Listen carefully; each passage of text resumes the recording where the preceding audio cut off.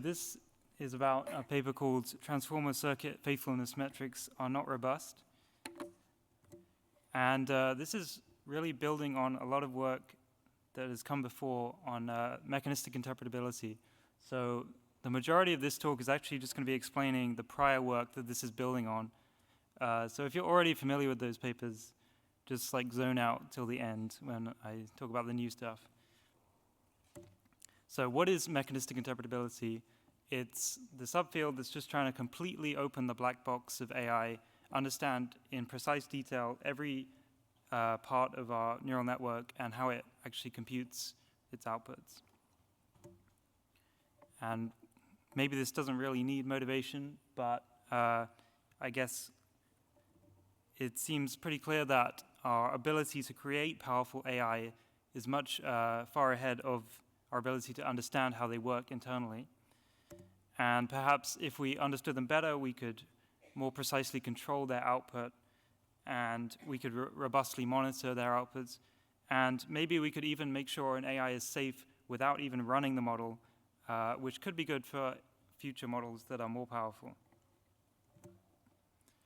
So you could roughly break down the process of understanding a model into these 3 steps. Firstly, understanding the features. And features is not really very well defined yet in the field, but approximately these are like the atomic units of meaning that the model has inside of it. And once we understand these features, we could build up the connections between them, understand circuits that compute particular functions.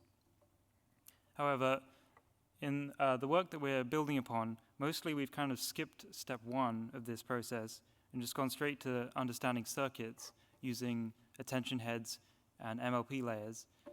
And possibly this explains some of the problems that we highlight later on.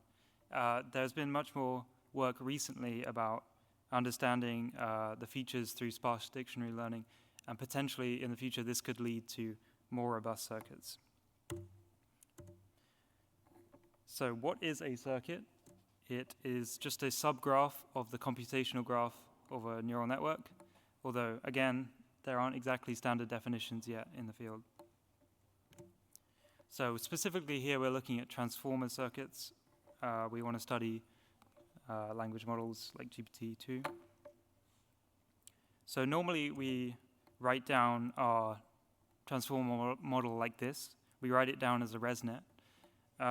But it's been known for a long time that you can unravel a ResNet and you can write down the exact same computational graph but slightly differently.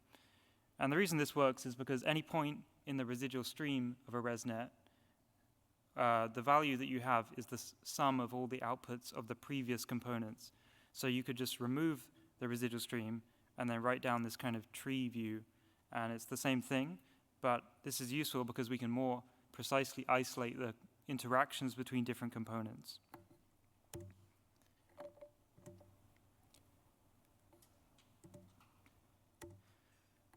And another thing we might want to do is write down a separate computational graph for every single token in our input. Generally, we think about our inputs as batches of tokens or sequences of tokens, but we can actually think about each one going through in a separate parallel computational graph. And then we can with more fine-grained detail, we can isolate the interactions between these different tokens. So if we zoom in here to a particular attention head, then the interactions between hello world for this attention head will be mediated through the query of world and the key and value of hello. So if we investigate these edges, we can have like a more detailed understanding of what's going on. So we want to find some circuits that do some things. So we want to find some algorithm that we're going to find the circuit for. So in prior work, we've studied these very simple language pattern tasks. For example, this one is called indirect object identification. You have a sentence like, when John and Mary went to the shop, John gave a bag to, and then the model will complete it with the token Mary. And we like these kind of tasks because they're quite unambiguous. The correct answer is clearly Mary. and it can be done by a small model like GPT-2.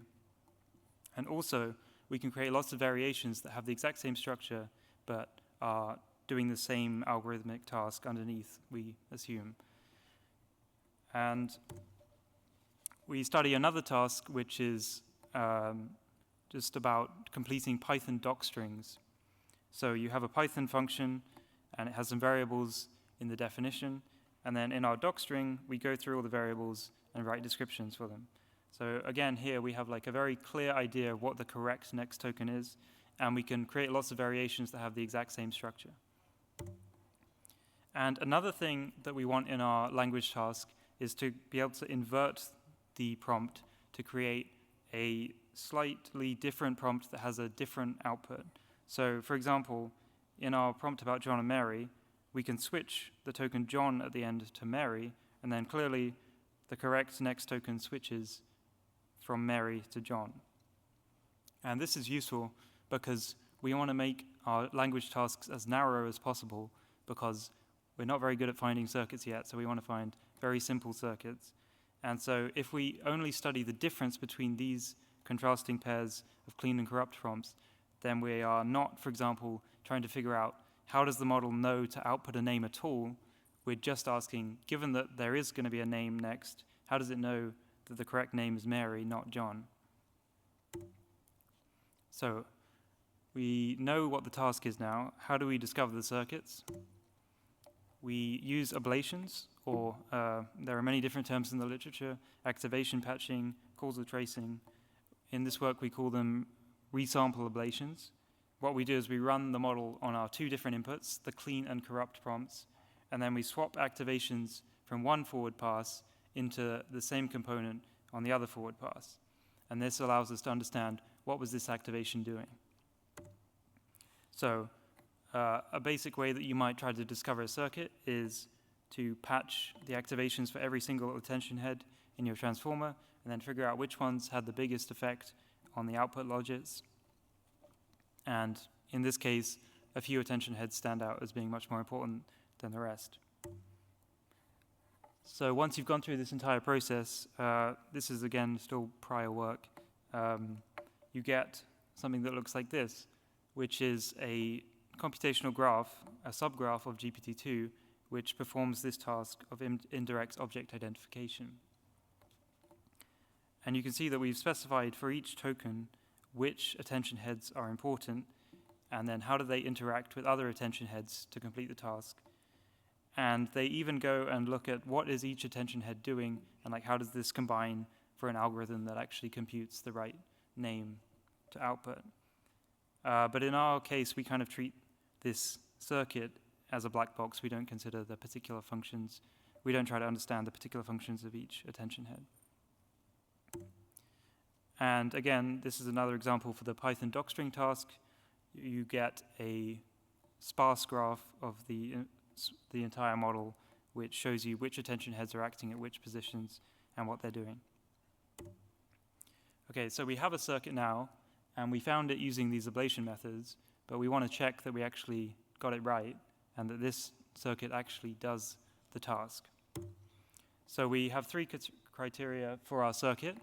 Firstly, we want it to be faithful, which means we want the computation that the circuit performs to be exactly the same as the computation that the entire model performs.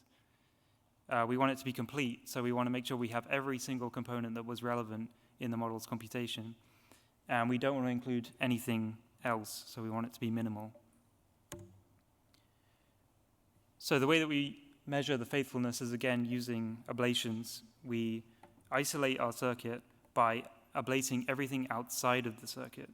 So in this case, in our example here, we have a circuit which goes from the input to attention head 1 to the MLP to the output. And we let the activations flow as normal through those paths, but then everything else we ablate with the activations from the corrupt input.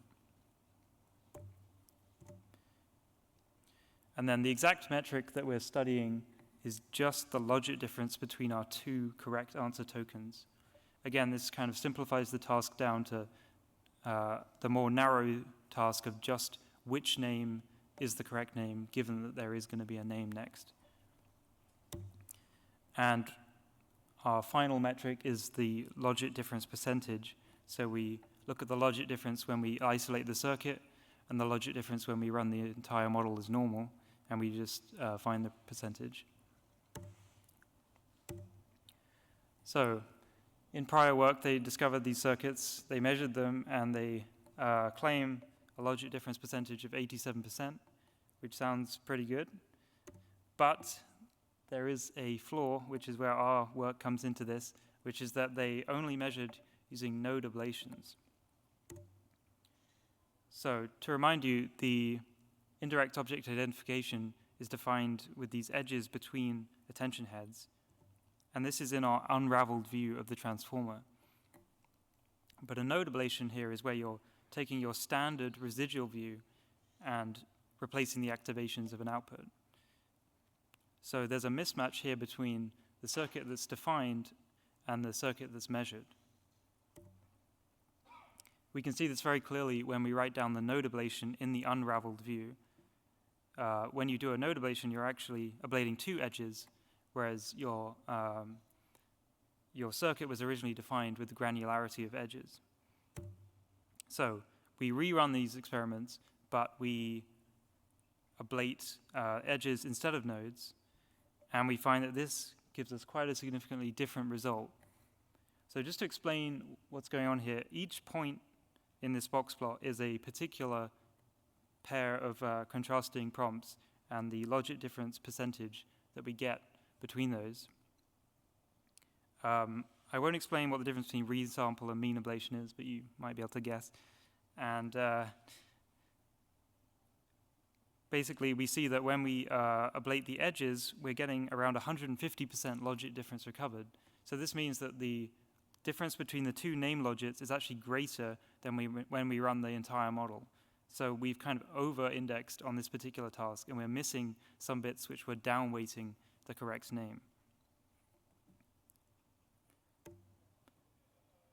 Again, on the Python docstring task, they claim 58% accuracy, where the full model does 56%. This is not using the logic difference percentage. This is a different metric. But again, they only measure with node ablation, and also they don't distinguish between the token positions. So we rerun their experiments, distinguishing between the token positions, and we find that this just completely changes the result. We show the original reported result in the blue there on the left looks pretty good, but then when we ablate the edges instead of the nodes, and when we ablate with specific token positions instead of at all token positions, it basically completely fails.